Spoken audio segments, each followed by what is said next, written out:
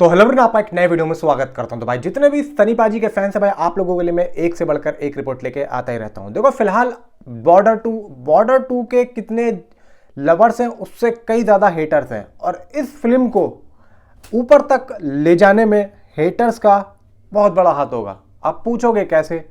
भाई टीज़र आया था, टीज़र की बुराई की लोगों ने, लेकिन देखो मैं समझता हूँ कि कमियाँ थी, उसके अंदर कमियाँ थी, इसमें मैं कोई मना नहीं कर रहा हूँ। ठीक है भाई, वीएफएक्स था कमियों से भरा हुआ, ठीक है, लेकिन यार देखो हम इतना भी ज़्यादा क्यों करें? हो सकता है कि हमारा ध्यान वीएफएक्स की तरफ जाए ही ना।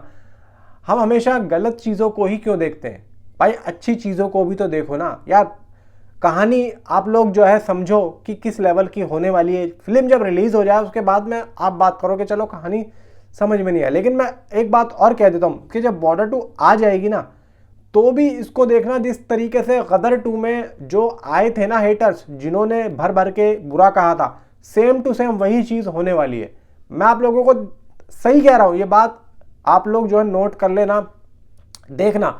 चाहे मेकर्स जितनी भी अच्छी फिल्म क्यों ना बना दें, भाई यहाँ पे होना ही तय है। क्योंकि बात ये आती है, देखो फिल्म के अंदर मेन सनी देओल, अब सनी देओल साहब जो है काफ़ी टाइम के बाद आए हैं, तो लोगों को हजम नहीं हो रहा है।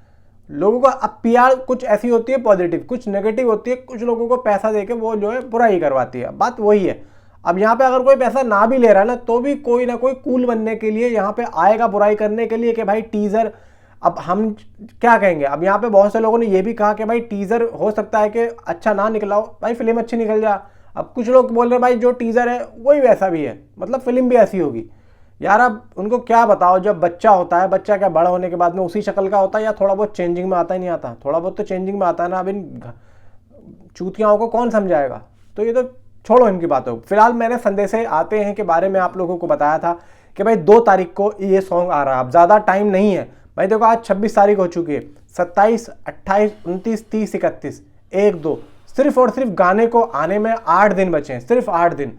और 8 दिन पहले भाई इस गाने के बारे में जो मैं आप लोगों को अपडेट देने वाला हूं, लगभग उसकी जो अनाउंसमेंट होगी, जो प्रमोशनल स्ट्रेटेजी होगी, वो अभी कुछ दिनों में स्टार्ट होने वाली है। मतलब 1 या 2 दिनों में बताता हूं क्या है।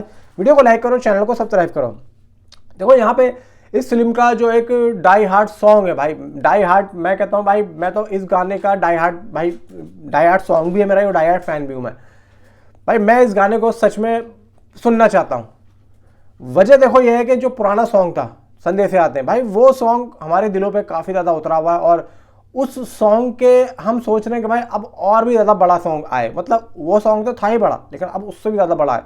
तो भाई देखो यहाँ पे सीधी सी बात है, इन्होंने बनाया कैसा है और उस गाने के अंदर लिरिक्स इन्होंने लिखे कैसे हैं, सबसे बड़ा सवाल ये है और सबसे बड़ा मुद्दा ये है। क्योंकि उस गाने के जो लिरिक्स थे ना, बहुत ज़्यादा भाई, बहुत ज़्यादा एक्साइटेड थे। बहुत ही जबरदस्त गाना था यार वो। उस गाने के बोल यार वो क्या थे कि गाना था ना को, मेरे गांव में है वो गोली जहां रहती है मेरी महबूबा। भाई वो क्या गाना था। और राठौर साहब ने किस अंदाज में गाया था।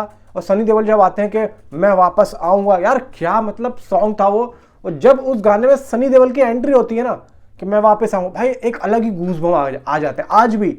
अब उस गाने को देखो, जब सनी देओल साहब आते हैं कि मैं वापस आऊंगा, भाई साहब उस गाने में गूज़बम्प क्रिएट हो जाएगा और आप लोगों को एक अलग ही मजा बना के दे देगा। और यहाँ पे कुलभूषण खरबंदा, पुनीत इसर, अक्षय खन्ना एंड भाई यहाँ पे खुद ये सनी पाजी, भाई यहाँ पे अलग ही मतलब एक, आज भी देखोगे उस गाने को तो ऐसा लगेगा कि भाई लेजेंड है, लेजेंड। चलो उस टाइम पे नई बात थी, अक्षय खन्ना नए थे, सुनील शेट्टी इतना बड़ा नाम नहीं थे, लेकिन आज भाई ये लेजेंड है। और ऐसा काम यहाँ पे बहुत ज़्यादा मुश्किल है। अब यहाँ पे देखो सीधी सी बात है, सुनील शेट्टी, अक्षय खन्ना, सुदेश बेरी के बारे में मैंने आप लोगों को बताया था कि इन तीनों का कैमियो है, लेकिन एक डी एजिंग के जरिए इनके जो फेस को जवान बनाया जाएगा। आज से 22, 23 साल, 26 साल पहले जिस तरीके से बॉर्डर में दिखते थे, उस तरीके का डी एजिंग के जरिए इनका चेहरा बनाया जाएगा। अब भाई देखो ऐसी बात अगर हमारे भाई जहन में पहुंची है, तो हम लोग तो वैसे ही अब देखना चाहेंगे भाई क्या है नया। और अब ऐसा क्यों? क्योंकि दोनों जो बटालियन होंगी ना, वो आपस में जा रही होंगी एक दूसरे के आसपास से, तो वहां पे इन सबकी मुलाकात होगी। इस पूरे के पूरे सीन में सनी देओल नहीं होंगे, इतना मैं जरूर कह रहा हूं, सनी देओल नहीं होंगे, क्योंकि उनका होना बनता भी नहीं है। अब यहाँ पे संदेशे आते हैं, song will be release on 2 January in Longewala and Tanot Mata mandir and Babliyan with BSF and यहाँ पे मैं बता रहा हूँ लोंजेवाला में कहाँ होगा, टैनॉट माता मंदिर है और बबिलिया विद BSF, समझ लो। एंड भाई promo will drop on Saturday या संडे मोस्टली, यानी कि भाई देखो आज है फ्राइडे और कल या परसों यानी कि सैटरडे या संडे में इसका प्रोमो आप लोगों को देखने को मिलेगा। मे बी चांसेस हैं कि ये लोग बहुत ही अच्छा प्रोमो निकालेंगे अगर ये लोग प्लान कर रहे हैं। तो वो देखो अगर आज की डेट निकाल दो 26, 27, 28 तो मे बी हो सकता है कि मंडे में तो खैर ज़्यादा देर हो जाएगी, लेकिन संडे तक मुझे लगता है कि ये लोग कुछ ना कुछ यहाँ पे देने वाले। तो मैं कहता हूँ भाई तबाही तो मचने वाली है और सुनामी आने वाली है। नीचे कमेंट में आप अपनी मुझे जरूर बताएं। Thanks for watching.